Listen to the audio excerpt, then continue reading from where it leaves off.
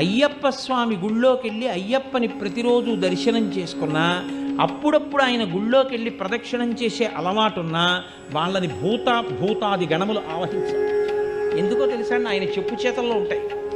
ఒరేయ్ నువ్వు వాడి జోలికి వెళ్ళకు అంటాడు ఆయన. వెళ్ళం, మీకు ఉపకారం కాదండి, ఇంకంతకన్నా ఉపకారం ఏంటి?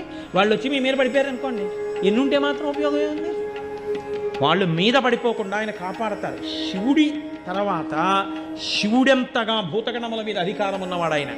శివుడిలా ధర్మమునందు అనురక్తి ఉన్నవాడు, శివుడిలా గురువులంటే ప్రీతి ఉన్నవాడు, శివుడిలా జ్ఞానమిచ్చి మోక్షం ఇవ్వగలిగిన వాడు, విష్ణువులా పూర్ణుడు, విష్ణువులా పుష్కలుడు, విష్ణువులా ఏది కావాలంటే అది ఇవ్వగలిగిన వాడు, అమ్మవారిలా శక్తి స్వరూపుడు, అమ్మవారిలా నిరంతరము ఎటువంటి కదలికలైనా కదలించగలిగినటువంటి వాడు, ఎంత శక్తినైనా ఇవ్వగలిగిన వాడు, ఇన్ని కదలికలను ఆపి లయం చేసి మోక్షం ఇవ్వ